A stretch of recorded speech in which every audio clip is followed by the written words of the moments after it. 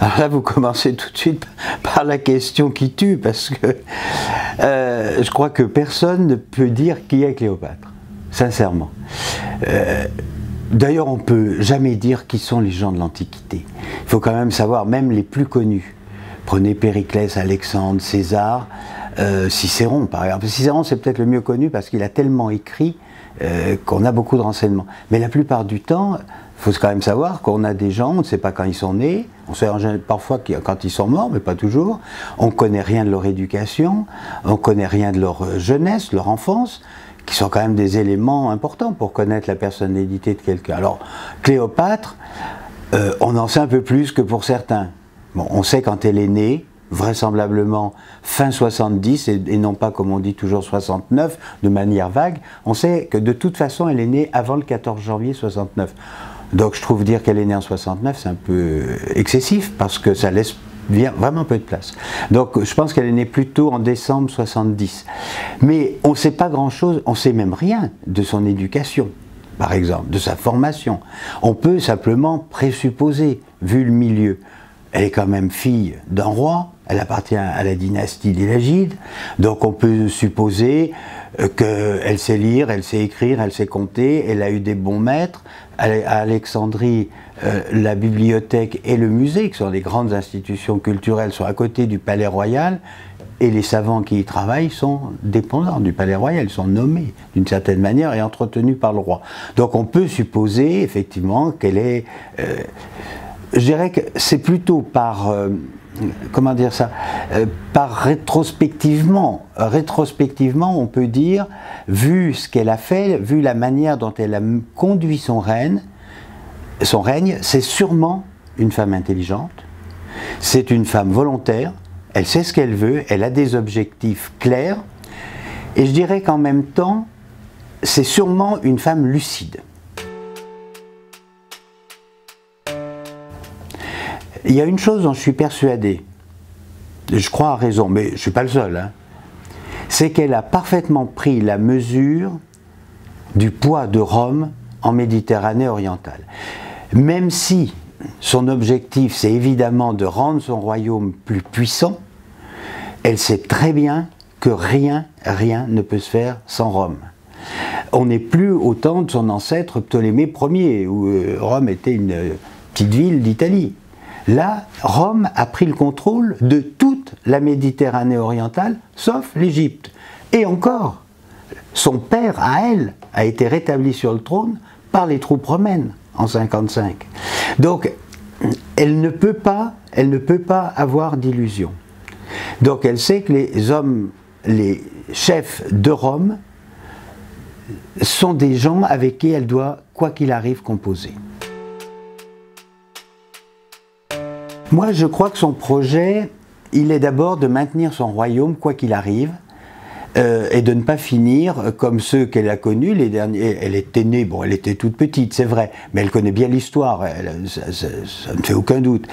Ce qu'elle ne veut probablement pas, c'est finir comme les rivaux des Lagides, c'est-à-dire les Séleucides d'Antioche, avec deux prétendants assassinés par des émirs bédouins, et Rome réduisant leur royaume en une province romaine. Je crois que ça, elle n'en veut pas. Donc, elle a le souci de maintenir son royaume, de le transmettre, même toute jeune, même si elle n'a pas d'enfant, mais elle sait bien où elle peut deviner qu'elle en aura, elle peut en tout cas le prévoir. Donc je pense que son objectif c'est de maintenir, mais si possible de rendre à son royaume un peu du lustre qu'il avait avant. Je pense qu'elle a vécu comme une humiliation la situation de son père. Elle a probablement accompagné son père à Rome en 58 lors de son exil. Alors elle n'est pas grande, elle a 12 ans, mais enfin un enfant de 12 ans peut ressentir quand même un certain nombre de choses. Elle a vu en plus qu'il y était mal accueilli, qu'il s'y endetté de façon extravagante, qu'il a corrompu les chefs romains, enfin ou tenté de les corrompre pour se faire rétablir. Il y est arrivé puisqu'ils l'ont rétabli. Donc, je pense qu'elle veut éviter malgré tout cette situation-là. Elle sait que Rome est toute puissante, il faut arriver, c'est une voie étroite, et elle en est sûrement consciente, d'une part à composer avec Rome parce qu'on ne peut rien faire sans elle, sans être dans une situation totale de dépendance, c'est-à-dire qu'elle ne veut pas non plus être considérée comme un prince client, par exemple comme Hérode. Hérode, même si Hérode c'est un peu plus tard que le début du règne de Cléopâtre, mais il y en avait déjà des exemples avant, hein, c'est-à-dire être un roi client, un roi nommé par les Romains et qui ne dépend entièrement d'eux. Hérode, il dépend de Rome. Si les Romains veulent le destituer, ils le destituent du jour au lendemain. Elle veut sans doute profiter, au fil du temps, j'allais dire de ses amours avec les Romains, mais à mon avis, ça c'est un côté accessoire. Elle aurait fait la même chose, même s'il n'y avait pas eu une relation sentimentale avec César et puis avec Antoine. Je pense qu'elle veut essayer de rendre un peu plus de lustre à son royaume, et donc se faire rendre un certain nombre de terres. Elle y arrive pas mal, on l'oublie trop souvent. Je crois, moi, sincèrement, que pratiquement toutes les histoires que j'ai lues, enfin tous les livres que j'ai lus, bon, je me suis abstenu des récits à l'eau de rose ou des tissus d'ânerie de quatrième main, honnêtement, mais j'ai lu quand même beaucoup de biographies de Cléopâtre sérieuses, de toute époque. Je trouve qu'elles sont presque toujours marquées par le fait qu'on connaît la fin. Alors bien sûr, moi aussi je la connais, la fin, ça va de soi. Mais je veux dire que la fin ne peut pas être une explication de ce qui s'est passé avant. La fin, le suicide de Cléopâtre le 12 août, je dirais que le 11 août, il n'était pas forcément acquis. Et le 10 août, elle croyait peut-être qu'elle était en train de sauver son royaume, peut-être pas elle, mais de le sauver peut-être pour ses enfants. Donc je crois qu'il ne faut pas écrire une biographie d'une reine comme ça, même si ça se termine par un échec, c'est évident. Son suicide et l'annexion de l'Égypte par Rome, forcément est un échec de sa politique. Mais on ne peut pas écrire l'histoire de son règne en connaissant la fin. Alors, elle arrive au pouvoir parce que son père l'associe probablement à la fin de 52, puisque sa première année de règne commence, alors les années de règne en Égypte commencent toujours le même jour. C'est-à-dire que même si vous devenez roi le 30 décembre, de toute façon l'année de règne commencera début septembre. D'accord? Donc ça c'est important parce qu'après les gens disent mais pourquoi il y a 3 ans d'écart entre ses années de règne à elle et celle de son frère, alors que en fait son frère est arrivé au pouvoir 1 an et demi après elle. Et bien parce que en nombre de mois de septembre ça fait quand même 3. Voilà. Donc c'est ce qu'il faut comprendre. Sans parler d'autres problèmes ultra compliqués de la chronologie égyptienne, mais ça on n'y reviendra peut-être même pas. Mais donc elle arrive au pouvoir parce que son père l'associe. Pourquoi elle? Parce qu'elle est la seule qui soit majeure. Les autres sont des gamins de 10 ans. Donc ça n'a aucun intérêt pour lui. Est-ce qu'une femme peut régner seule? Rien ne l'interdit a priori. Mais on sait qu'effectivement les Alexandrins ne le supportent pas. Ça va 1 mois, 2 mois, quelques mois, pas trop longtemps. Il y a quand même eu déjà 2 cas de figure au moins. D'abord les reines. Disons-le clairement, les reines lagides ont joué un grand rôle depuis le milieu du IIe siècle.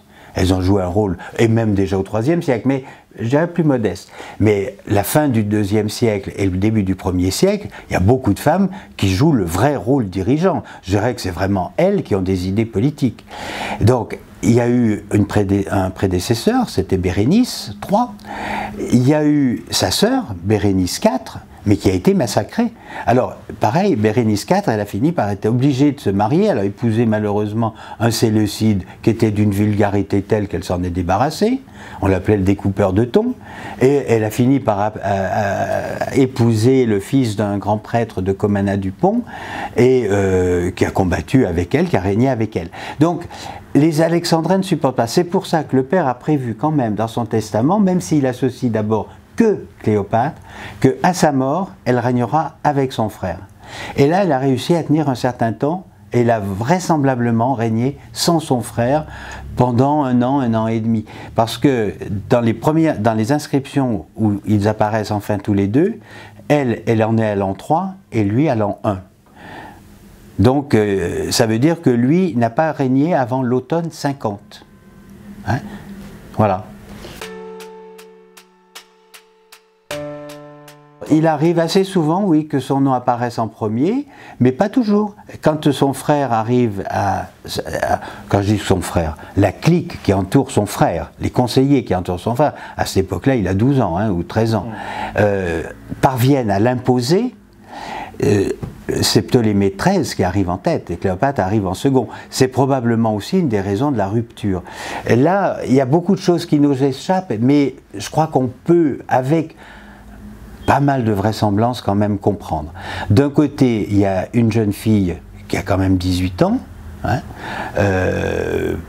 pratiquement 20 ans, quand elle est associée à son frère, elle a 20 ans, lui, il en a 12 ou 13, et évidemment, pour les conseillers du père qui entourent le fils, c'est beaucoup plus facile de piloter, j'allais dire, un enfant de 12 ou 13 ans, ou même un adolescent, que cette jeune fille qui visiblement est indépendante, a des idées bien arrêtées sur ce qu'elle veut faire, et qui cherche probablement à se débarrasser d'eux. Alors il l'accuse de tous les maux, il l'accuse d'être vendue aux Romains, etc. Mais je ne crois pas qu'elle soit vendue aux Romains, je crois qu'elle est simplement consciente que ça ne sert à rien de relever le menton et de dire « Ah mais moi les Romains je m'en fiche », ils sont là, il ne faut pas l'oublier. Alors qu'eux ont fait les pires bêtises, d'une certaine manière, déjà en faisant exécuter Pompée lorsqu'il débarque, en disant « mais comme ça César va vite repartir, puis il va être bien content ». Il a été content de rien du tout, bien entendu. On ne sait pas grand-chose. L'histoire du tapis a été imposée par Mankiewicz et c'est une scène superbe dans le film, ça je n'en disconviens pas, d'ailleurs le film est superbe. Mais les textes ne parlent jamais de tapis, sauf tardivement, et les textes les plus fiables disent que pour traverser le port qui est tenu par les sbires de son frère, elle se cache dans des sacs qui étaient destinés à envelopper des matelas. Parce qu'il faut qu'elle traverse le port pour rejoindre, parce qu'elle est hors d'Alexandrie à ce moment-là, c'est son frère qui est dans Alexandrie, enfin qui cerne plus ou moins César quand même, mais César est au palais. Donc il faut qu'elle traverse les lignes de son frère, qu'elle se rende au palais de façon tout à fait secrète. Elle a probablement négocié avant avec César, par le biais d'espions, un laissez-passer pour qu'il la reçoive, qu'il ne vienne pas non plus la mettre à la porte ou la faire arrêter. Le seul moyen qu'elle trouve, c'est de traverser, donc cachée dans une barque, avec elle quand même un gros bras. C'est un Sicilien et il est là probablement pour la protéger. Donc elle arrive auprès de César. Là, qu'est-ce qui se passe? Ben là, l'historien s'arrête. Parce que honnêtement, on n'en sait rien. Je veux dire que on m'a posé plusieurs fois la question, a-t-elle un coup de foudre pour César? Y a-t-il un coup de foudre réciproque? Ou est-ce que c'est du pur calcul politique? J'étais pas là. Et ils ont laissé une de mémoire, ni l'un ni l'autre, là-dessus. Je constate simplement que ça a duré quand même quelques mois, que César s'est appuyé sur elle plutôt que sur son frère. Donc c'est tout. Je veux dire qu'il y a un moment où l'historien ne peut pas trancher. Je veux dire que quand les gens laissent des mémoires, on peut savoir ce qu'ils pensaient. Et là, c'est pas le cas. Donc tout ce qu'on sait des sentiments de Cléopâtre, c'est les sentiments que lui prêtent des écrivains de l'Antiquité qui, la plupart du temps, lui sont hostiles.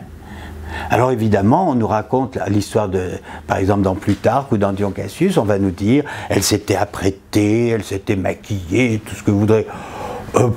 Oui, probablement, elle ne devait pas sortir. En fait, j'en sais rien, parce que peut-être que le moyen d'échapper aux sbires de son frère, c'était de traverser en barque comme une pauvresse. Et ça, à mon avis, elle était fort capable de le faire. Oui, alors, le problème, voilà, vous touchez du doigt, je crois, la seule vraie question. C'est que, de fait, César, semble-t-il, avait quand même un peu de mal à avoir des enfants, parce qu'il a eu un nombre de maîtresses considérable. Cela dit, les Romains avaient de très nombreux moyens contraceptifs et ils savaient très bien s'y prendre. Comme il a eu beaucoup de maîtresses, il ne tenait peut-être pas non plus à semer à tout vent, c'est possible. Mais je crois, pour être clair, on va serrer les problèmes. Je crois premièrement qu'il n'y a guère de doute que cet enfant est né en 47 et non pas, comme on veut parfois le dire, en 44. Parce qu'en 44, ça posera un autre problème, c'est qu'on ne voit pas quand César aurait pu le concevoir. Ça ne veut pas dire qu'il n'en a pas conçu un en 44, je vais y revenir. Mais je pense qu'il est né en 47. Mais sûrement pas à la date qu'on donne, 23 juin 47, parce que ça provient de la mauvaise lecture d'un texte que tout le monde continue à lire comme ça, alors que ça fait bientôt 20 ans qu'il a été montré par Didier de Vauchel que cette lecture était fausse, qu'il n'était pas question du jour de la naissance du pharaon César, dans le texte de Memphis qui est invoqué à ce propos, mais qu'il s'agissait de l'anniversaire du pharaon Djéser. Alors Djéser, c'est un pharaon de la 3e dynastie, du 3e millénaire. Donc ça n'a rien à voir. Bon. Et d'autre part, on ne peut pas graver un texte en l'honneur du pharaon César si précisément il est né ce jour-là. Enfin, je veux dire, c'est... Et de toute façon, il y a dernier argument, jamais on appellerait ce pharaon César, on l'appellerait Ptolémée. Il est totalement invraisemblable que le bébé qui viendrait de naître s'appelle César. C'est un surnom, c'est une manière de le distinguer, le petit César, Césarion, des autres, mais il s'appelle Ptolémée. Donc tout ça, c'est évacué. Mais je crois quand même qu'il est né en 47. Alors, ce qui est possible, c'est que Cléopâtre soit à nouveau enceinte en 44, mais que cette grossesse ne soit pas allée à terme, ou qu'il y ait eu un enfant mort-né. Ça, c'est possible. C'est une hypothèse que pratiquement personne n'évoque, mais qui est très vraisemblable. Et à mon avis, l'allusion de Cicéron, sur laquelle on se fonde, va dans ce sens-là. Cicéron dit à un moment, il vient d'évoquer la fausse couche d'une femme de ses amis, Tertulla, qui est bon, du camp de Brutus, peu importe, et il dit plaise au ciel ou quelque chose comme ça, je n'ai plus en tête les mots exacts, plaise au ciel que ce fut vrai aussi pour Cléopâtre et son soi-disant César. Il peut pas, si l'enfant est né, c'était César, il ne peut pas, là aussi, il ne peut pas savoir qu'il est déjà surnommé César s'il vient de naître. C'est impossible. Le nom de César, de Césarion, lui a été donné par les Alexandrins. S'il est né à Chypre, comme cette naissance-là aurait eu lieu à Chypre, en mai 44 donc, Cicéron ne peut pas savoir ça. Ce qui est vrai, c'est qu'il y a une association d'idées entre la fausse couche de Tertulla et, pourvu que pour Cléopâtre, il doit y avoir une rumeur, c'est au moins c'est vrai que elle aussi, sous-entendu, a fait une fausse couche ou a donné naissance à un enfant mort-né. Et si c'est une fausse couche, elle a très bien pu, ça peut très bien être en effet un second enfant de César, puisqu'elle est à Rome depuis l'automne 45, au moins. Alors certains pensent même qu'elle y est depuis 46, moi je ne crois pas. Mais en tout cas, César lui est rentré qu'à l'automne 45. Mais ça, c'est du domaine du possible, et qu'elle soit rentrée à Alexandrie après l'assassinat de César, en emmenant le petit Césarion qui a 3 mois, et là Cicéron peut très bien dire son soi-disant César, parce qu'on sait qu'effectivement là, tout le monde le surnomme le petit César, et d'autre part, faire une fausse couche en route, ça c'est une chose qui est possible. Elle est à Rome, mais à mon avis, elle est sur le point, elle aussi, de partir, probablement. Parce que ce qu'on oublie trop souvent, c'est que César avait prévu de partir le 18 mars pour une campagne contre les Parthes. Donc, elle n'a aucune raison de rester après le départ de César. Alors, du coup, on ne sait rien de ses sentiments, évidemment. On ne sait rien. Moi, ce que je constate, c'est que Cicéron, qui ne parle jamais, mais jamais, de Cléopâtre dans ses lettres avant la mort de César, déverse sa bile systématiquement. Il n'y a pas énormément de lettres, mais il y a quelques lettres où il parle d'elle, sans jamais la nommer, il dit la reine, simplement. La reine est partie et c'est pas moi qui vais la regretter. Je la déteste, dit-il à un endroit. Il lui reproche de ne pas lui avoir fait livrer les copies de livres qu'il avait demandé et qu'on lui avait promis. Comme quoi il savait très bien aussi essayer de se rapprocher d'elle quand il en avait besoin. Donc on ne sait rien de ses sentiments. Elle part, peut-être qu'elle fait escale à Chypre, C'est possible. Est-ce qu'elle a attendu? Elle n'est pas partie tout de suite, parce que la première lettre de Cicéron qui parle d'elle, comme quoi elle est partie, si j'ai bonne mémoire, c'est plutôt début mai. Mais visiblement, elle est déjà partie depuis quelque temps. Donc elle part, mettons, dans le courant du mois d'avril. Maintenant, elle est venue à Rome, elle n'est pas toute seule. Il y a une suite, il y a des esclaves, il y a des serviteurs, il y a le personnel de cour, il y a le gouvernement de l'Égypte avec elle, d'une certaine manière. Donc, bon, ça s'improvise pas comme ça, quoi. Donc, le fait que... Et puis, il ne faut pas oublier non plus que César est assassiné le 15 mars. C'est-à-dire à peu près le moment où, comme on dit à Rome, on rouvre la mer. Parce que la mer est fermée. Et encore, en mars, on n'essaye pas trop de s'aventurer. Souvent, c'est pas bien avant le début mai qu'on se met à naviguer en Méditerranée. Et ça compte aussi. Donc elle a pu attendre que la mer soit un peu plus sûre et que les vents la portent mieux. Vous voyez? En tout cas, on sait qu'en juillet, elle est à Alexandrie.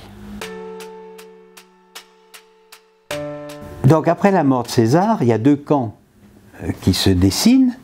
Il y a les héritiers de César, c'est-à-dire Antoine et Octave. Enfin, je devrais dire d'abord Octave, puisqu'il est, lui, le fils adoptif, et Antoine, mais ils sont ensemble, il ne faut pas l'oublier, face à ceux qui se nomment les libérateurs, Brutus, Cassius, bon, et d'autres gens, peu importe, les comploteurs qui l'ont assassiné. Cléopâtre, et là aussi on insiste peu souvent sur cet aspect, et c'est une preuve à mon avis de son intelligence, c'est qu'elle n'a rien à gagner d'une guerre civile romaine et qu'elle ne doit pas prendre parti de façon trop ostensible. Mais d'un autre côté, ça lui est difficile de se mettre du côté des libérateurs, évidemment. Donc, elle va, elle, se mettre plutôt, je dis bien plutôt, du côté Antoine et Octave. Là, je dis Antoine et Octave parce que c'est quand même Antoine qui mène l'affaire. Octave est toujours malade. Si on comptait sur lui pour gagner les batailles, toutes les batailles auraient été perdues. Bon, enfin, passons. Donc, elle va jouer un jeu qui est un peu trouble, mais qui est un jeu intelligent, d'une certaine manière. On ne peut pas lui reprocher. C'est une guerre civile romaine. Comment faire face à une guerre civile comme ça? Donc, elle va donner quelques signes d'aide aux héritiers de César, hein, aux Césariens donc. Elle va par exemple équiper une flotte qu'elle va essayer d'envoyer à Dolabella, qui est prisonnier dans l'Attaquée, dans la Odyssée de Syrie. Bon, puis il y a de la tempête, alors la flotte n'est jamais partie, c'est quand même dommage, mais enfin elle n'est jamais partie. Et puis, en face, sa sœur a pris position très fermement pour les républicains, enfin pour les libérateurs, Cassius, Brutus, par haine de Cléopâtre évidemment. Et puis entre les deux, il y a le grand amiral de la flotte qui est à Chypre, qui dépend donc de Cléopâtre, et qui semble bien quand même être plutôt du côté de Cassius. D'ailleurs, à la fin de la guerre, alors à la fin de la guerre quand ça bascule, là, elle prend tout à fait avec éclat le parti des Césariens. Elle envoie vraiment une flotte cette fois-ci pour les aider après la bataille de Philippe, mais il y a une tempête qui disperse la flotte, mais elle fait bien remarquer, on a quand même retrouvé des bouts de bateaux sur les côtes sud du Péloponnèse, c'est bien que ma flotte elle est partie. Donc vous voyez, je vous ai bien envoyé... Le résultat quand même, c'est qu'elle a eu une attitude un petit peu ambiguë, et Antoine, quand il fait le tour du Proche-Orient, enfin de la Méditerranée orientale, pour voir les clients, l'ensemble des clients romains, ne peut pas ne pas convoquer Cléopâtre. Alors il l'a sûrement déjà rencontrée, parce qu'il était sûrement à Alexandrie avec César. Elle l'a bien sûr rencontré à Rome, puisqu'il a été consul l'année de l'assassinat de César. Mais là, il la convoque à Tarse, et là aussi c'est une preuve de son intelligence. Elle va se débrouiller pour que ça ne jamais avoir l'impression, ne jamais donner l'impression qu'elle est convoquée. Alors qu'elle est convoquée pour s'expliquer, ça ne fait aucun doute. Elle arrive avec un tel apparat, un tel luxe pour éblouir Antoine que l'autre en est sidéré. Se greffe là-dessus quelque chose là aussi que les gens ne comprennent pas, mais qui relève de la haute politique. Il y a toute une dimension dans la politique d'Antoine qui est une dimension religieuse. Au début, il s'est assimilé à Hercule, l'Hercule romain, donc Héraclès grec. Mais le problème, c'est qu'Héraclès, dans le monde grec, c'est un dieu j'allais dire, c'est un dieu populaire par ses exploits, par les histoires, mais c'est pas un grand dieu auquel on se confie. Et il a vite compris que le dieu majeur, c'était Dionysos, c'est qu'avec Dionysos, il pourrait là mettre en scène en quelque sorte son pouvoir. Alors, comme dira plus tard Octave, il a bien choisi parce qu'il est aussi ivrogne que Dionysos. Donc, il dit d'ailleurs, d'une certaine manière, enfin je résume un petit peu, je force un peu le trait, mais d'un autre côté, oui, il a les gros bras d'Hercule et il a la descente facile de Dionysos. Bon, enfin passons. Mais je crois qu'il ne faut pas prendre ça à la légère, parce que cette mise en scène religieuse, elle est destinée à impressionner les foules, les cités et l'ensemble des fidèles. Et Cléopâtre a bien compris ça, puisque Dionysos la convoque, elle va arriver comme une déesse. Et elle arrive comme Isis et comme Aphrodite en même temps. Alors Isis, là aussi c'est une erreur qui traîne dans tous les livres. Isis à cette époque-là n'est pas une déesse égyptienne. Elle est d'origine égyptienne, c'est vrai. Mais l'Isis du temps de Cléopâtre est devenue une grande déesse gréco-romaine, une grande déesse méditerranéenne, bien plus célèbre, bien plus, comment dire, qui a un rayonnement bien plus grand que Isis n'en a jamais eu en Égypte. Je ne dis pas qu'en Égypte, elle ne joue aucun rôle. Dans le mythe entre Isis et Osiris, elle joue un rôle important. Mais elle n'est pas... Son rôle comme déesse égyptienne en Égypte est sans commune mesure avec celui qu'elle joue en Méditerranée. C'est quand même Isis qui préside aux cérémonies d'ouverture de la Méditerranée, de la navigation. C'est Isis qui est la protectrice des phares de Méditerranée. Or les Égyptiens, vous le savez bien, ne sont pas des grands marins de la Méditerranée. Hein. Et ils tournent plutôt le dos à la Méditerranée plutôt qu'ils ne la regardent et ils naviguent. Donc elle est devenue la déesse la plus populaire. Les fêtes d'Isis, par exemple, les Ploia Fesa qui se célèbrent au moment où on rouvre la mer, c'est de loin la fête la plus populaire, avec des jongleurs, des acrobates, enfin tout ce que vous voudrez, des montreurs d'ours. Il y a une description magnifique d'Apulée dans les Métamorphoses. Donc, elle a bien compris que Isis venant à la rencontre de Dionysos, c'était plus une reine qui avait joué un rôle trouble, qui vient s'expliquer devant un général romain.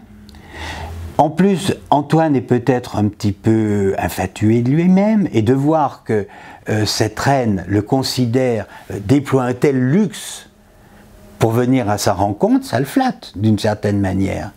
Hein?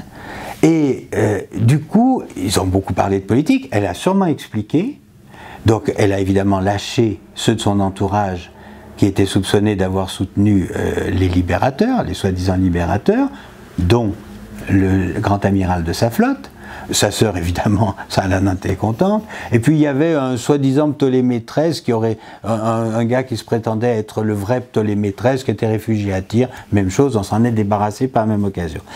Là encore, moi je ne peux pas aller plus loin, sauf que je constate quand même avec Antoine, la liaison va durer 11 ans, et ils ont 3 enfants ensemble. Alors, moi je ne tire pas des plans sur la comète, et il y a quand même quelque chose qui s'est passé entre eux, d'une manière ou d'une autre, qu'on le veuille ou non, par intérêt, par sentiment, par désir, je n'en sais rien, je ne peux pas l'expliquer, je ne suis qu'un pauvre historien, et encore une fois, ils n'ont pas laissé de mémoire. Mais je constate ça, quand même. Alors, je crois que là aussi, je ne vais pas excuser Cléopâtre, parce que elle est assez grande fille pour faire aussi des bêtises, et il ne faut pas tout lui pardonner, mais je crois qu'il faut quand même au moins comprendre les choses. Cléopâtre est partie à Actione en emmenant avec elle 20 000 talents.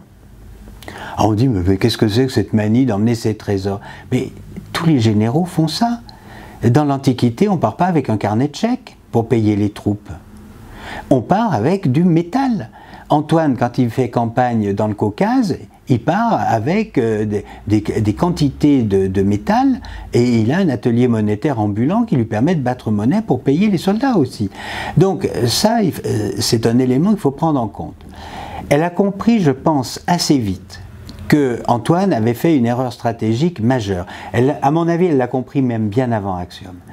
Parce que, et là-dessus, les historiens sérieux, j'entends, sont presque tous d'accord. On ne comprend pas l'inactivité d'Antoine pendant des mois avant la bataille d'Axiome, pendant ces mois où, dans le fond, Agrippa, le lieutenant de Octave, qui en fait est le vrai chef à ce moment-là, militaire, parce qu'Octave est toujours malade, je me demande s'il n'a pas le mal de mer en plus, enfin peu importe, prend tous les postes que tenait Antoine sur la côte entre ce qui serait aujourd'hui l'Albanie au nord et le sud du Péloponnèse, ils tombent tous entre les mains d'Agrippa. Et Cléopâtre doit se demander pourquoi Antoine ne réagit pas plus directement. D'autant plus, pourquoi ensuite aller se battre sur mer? Bien sûr, l'avantage apparaît en faveur d'Antoine. Sauf qu'il n'a pas d'équipage pour s'occuper, pour faire manœuvrer tous ces bateaux. Donc en réalité, ils sont à peu près à égalité. Alors que sur Terre, Antoine a probablement la supériorité et de très loin. Donc, là aussi, nous, on sait que c'est un désastre, la bataille d'Axiome. Mais ce n'était pas écrit avant. Donc, Cléopâtre, au début, se dit « la bataille est perdue », ou en tout cas, elle a de bonnes chances de l'être. Vaut mieux que je mette de côté, que je me sauve avec mes 20 000 talents pour continuer le combat après, parce qu'on va en avoir besoin. Elle peut imaginer qu'après la défaite navale, il y aura repli sur terre. C'est ce que propose d'ailleurs Canidius, principal lieutenant d'Antoine. Il lui dit, mais maintenant il faut continuer à se battre, on va se battre sur terre. Mais Antoine, il hésite, il ne sait pas trop, et puis il voit Cléopâtre partir, du coup il la suit. Mais il n'était pas prévu, et je pense que Cléopâtre n'avait pas prévu qu'il la suivrait, en définitive. Donc je crois qu'il faut avoir au moins un jugement un peu mesuré dans cette affaire, et là encore, s'il y a un domaine où on ne doit pas juger en fonction de ce qui se passe après, la fin de l'histoire, c'est bien là. Comment analyser une situation politique quand vous connaissez la fin, si vous appliquez déjà l'échec final à la politique menée ne serait-ce que quelques mois avant?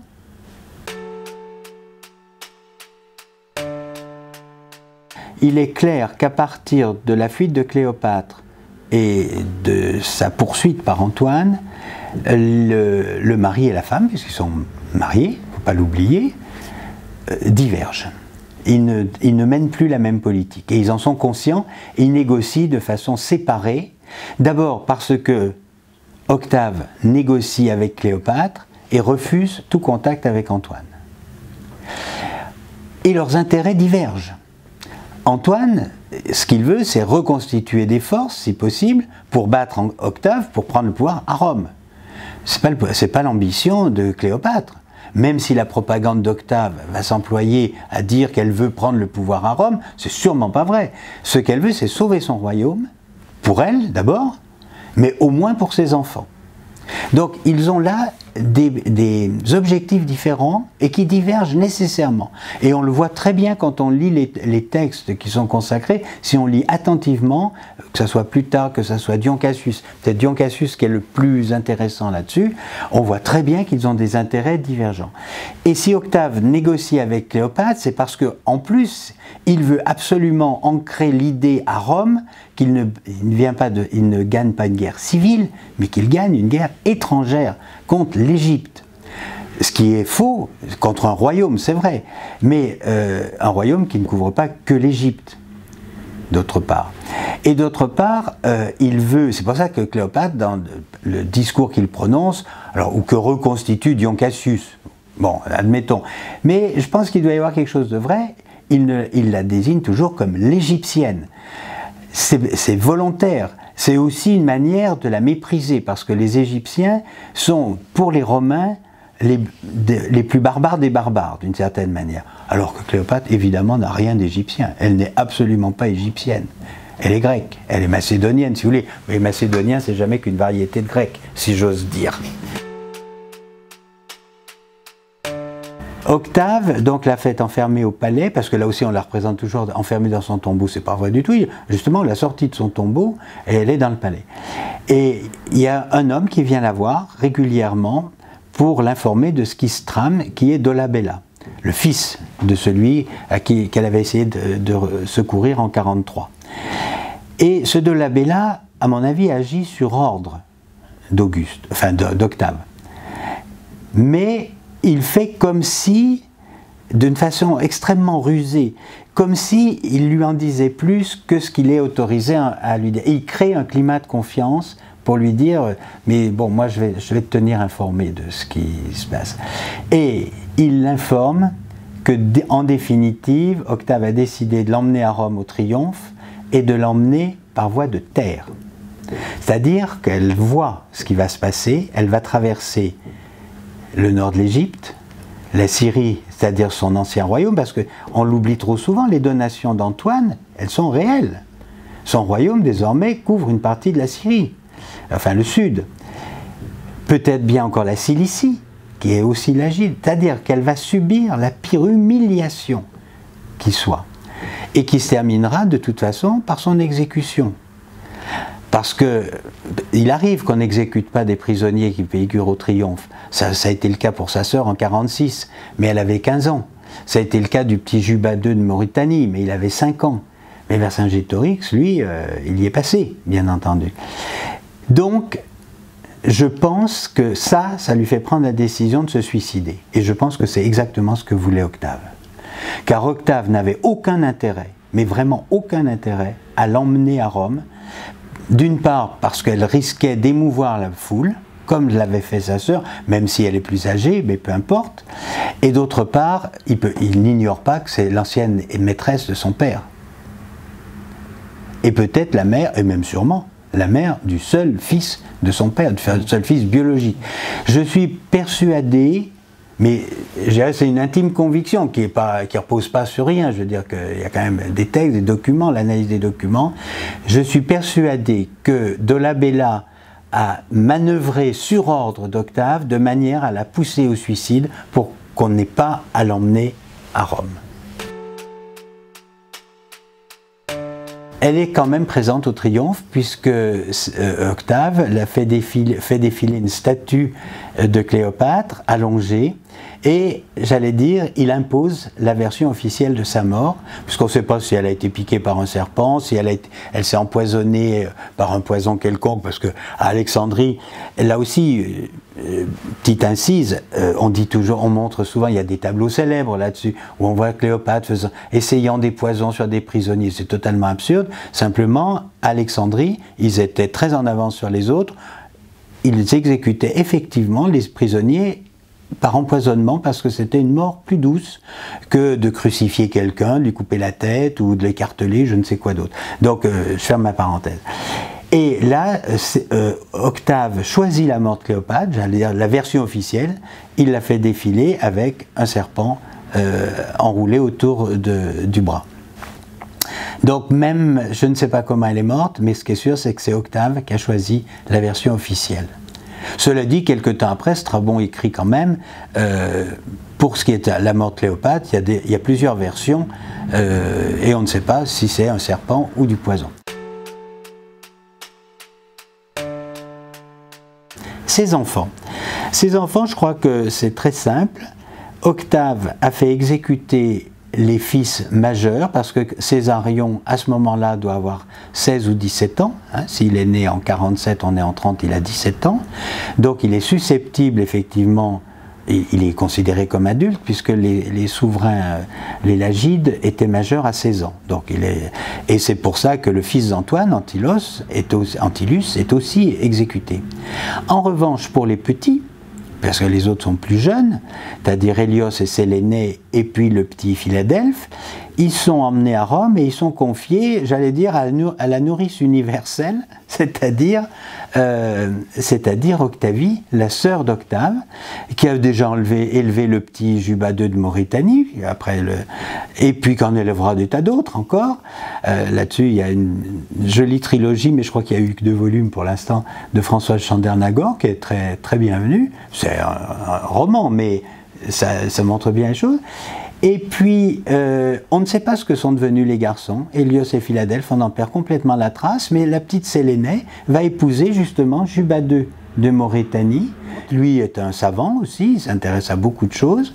Ils ont un fils, Et c'est le dernier Ptolémée, le petit-fils. Donc ça nous donne le petit-fils de Cléopâtre, Ptolémée de Maurétanie, qui règne à la suite de son père jusqu'en 40 et qui est exécuté en 40 sur ordre de Caligula, qui lui est l'arrière-petit-fils d'Antoine. Triste sort de l'histoire, triste conjonction. Le petit-fils de Cléopâtre est exécuté sur ordre de l'arrière-petit-fils d'Antoine. C'est comme ça.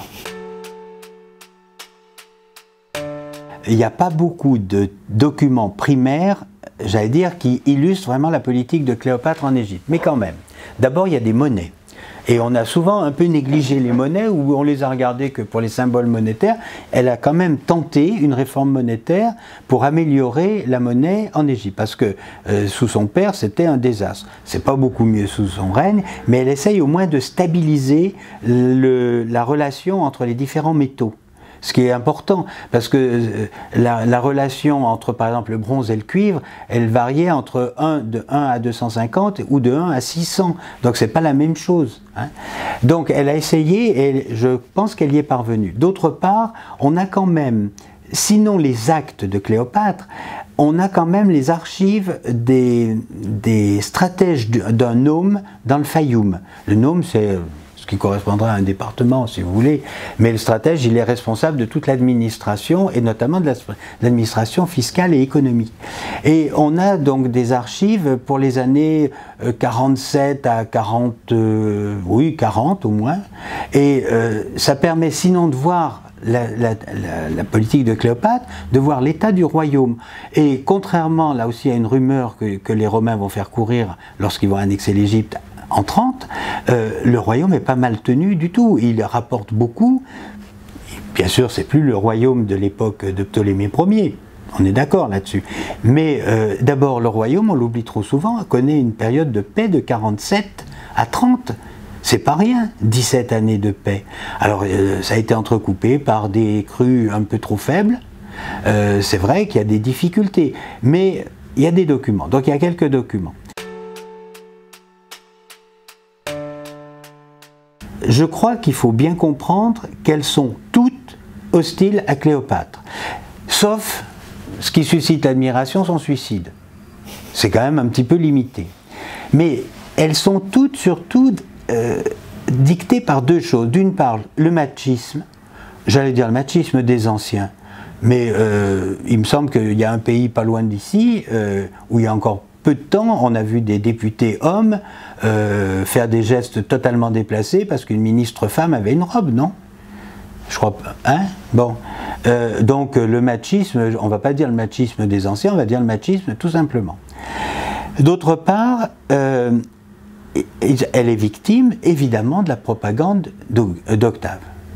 Et cette propagande d'Octave va être relayée tout de suite après la mort de Cléopâtre par des gens extrêmement connus, extrêmement célèbres, comme Virgile, comme Horace, comme Properce, c'est-à-dire, il se trouve que le siècle d'Auguste, c'est aussi le siècle de la grande littérature, de la plus belle littérature romaine, si j'ose dire, en tout cas d'une partie. Et donc, cette littérature traverse les siècles, et donc va véhiculer cette image négative. Et puis ça ne va pas s'arranger de toute façon au Moyen-Âge, parce que la liaison qu'elle a avec César et avec Antoine, les gens ne la comprennent pas, de toute façon. Ils jugent avec des critères moraux qui ne sont pas ceux du temps de Cléopâtre. Donc elle paye très cher cette affaire-là. J'ai pu, moi, comparer Zénobie et Cléopâtre, puisque il se trouve qu'on a fait avec ma femme un livre sur Zénobie. Autant Zénobie paraît comme vertueuse, alors Bossuet se pâme d'admiration parce qu'elle se refuse à son mari lorsqu'elle est enceinte. Donc là...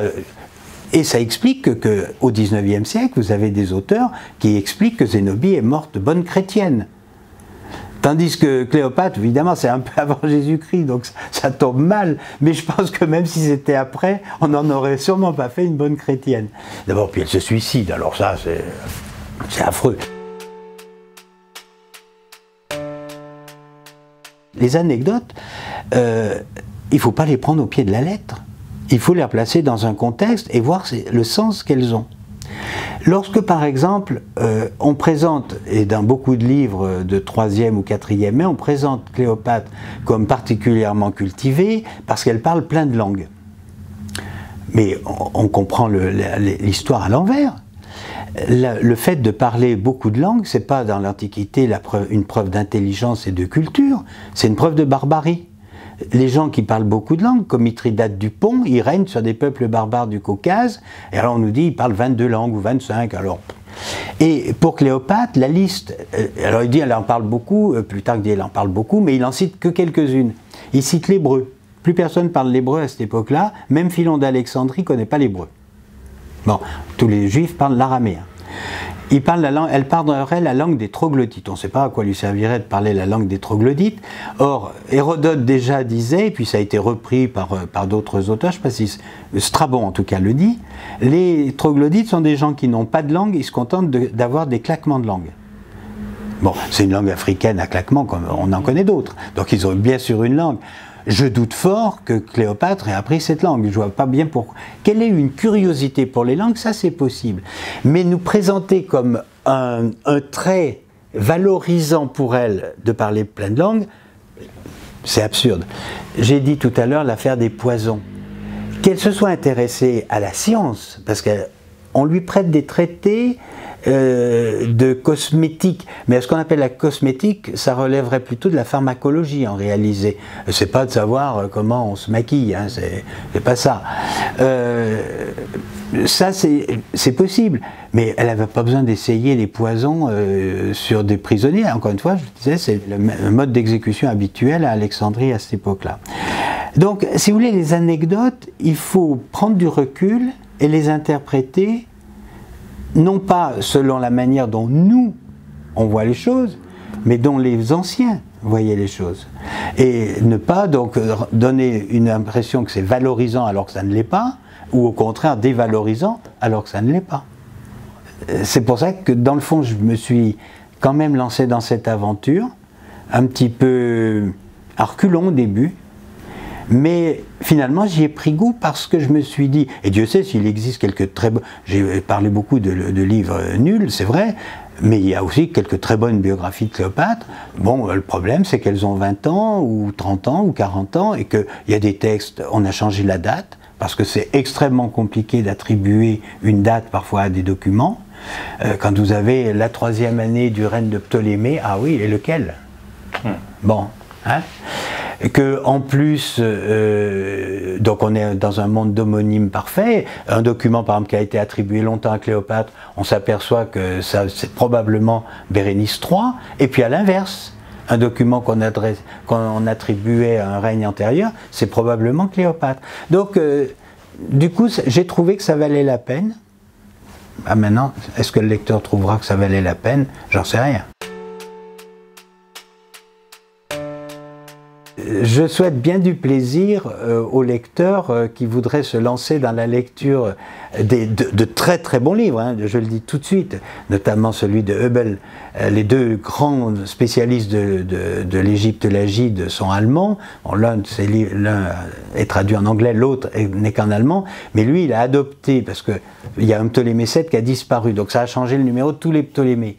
Et lui a adopté cette nouvelle numérotation. C'est comme l'exemple que je donne, si on lisait aujourd'hui un livre sur Louis XIV, mais qu'on appelle tout le long Louis XIII. C'est un peu déstabilisant quand même pour le lecteur, et pareil pour les Cléopâtres, parce que on en avait oublié, ou on n'avait pas donné de numéro à certaines, et donc ça pourrait être 8, ça pourrait être 9, ça pourrait être n'importe quoi. Il y en a, on ne sait pas si elles ont existé, et je ne dis rien du calendrier de l'année 46, la fameuse année qui dure 445 jours. Donc c'est un petit peu compliqué, mais bon.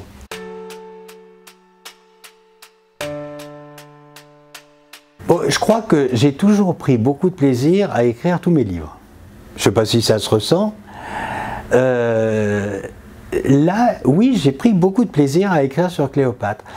C'est un livre que j'ai écrit relativement vite. Enfin, je veux dire que je ne vais pas dire, oh, vous savez, ça m'a demandé 10 ans de travail. Non, c'est pas vrai. J'ai travaillé dessus pendant, mais d'arrache-pied, je dirais, pendant 1 an. Elle m'a pratiquement pas quitté pendant 1 an. oui, à peu près. Et j'ai pris beaucoup de plaisir, d'abord parce que je découvrais un royaume que je connaissais d'une façon un peu superficielle dans le fond. Par exemple, les problèmes de calendrier qu'on évoquait à l'instant. J'en avais pas vraiment pris conscience. Je voyais bien que les gens donnaient des dates complètement différentes. La bataille du Nil où meurt Ptolémée XIII, dans une vieille édition de la guerre d'Alexandrie, on l'a placé en juin. Et moi je lisais maintenant ailleurs qu'il c'était en janvier. Entre juin et janvier, ça fait quand même une différence. Hein. Et donc, si vous voulez, ça m'a permis d'approfondir, d'aller relire tous les textes qui pouvaient se rapporter au sujet, non seulement les textes littéraires, bien sûr, Dio Cassius, Plutarque et les autres, mais des auteurs beaucoup moins connus et même parfois totalement inconnus, par exemple des médecins.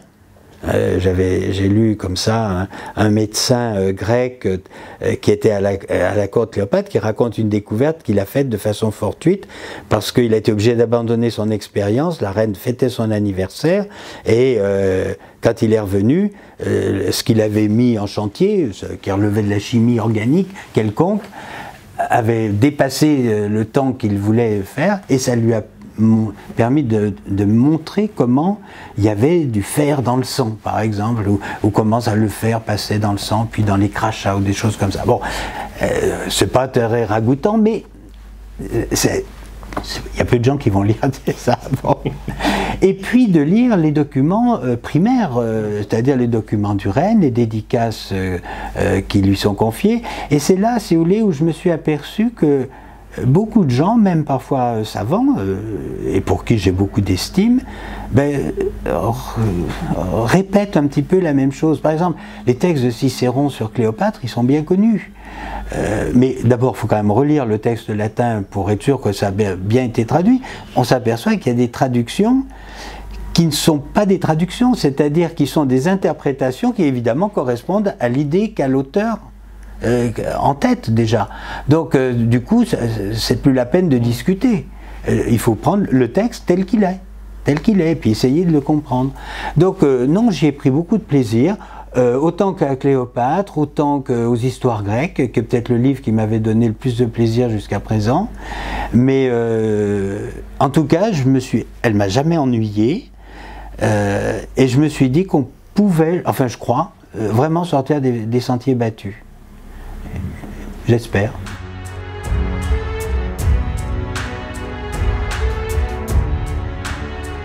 Merci à vous.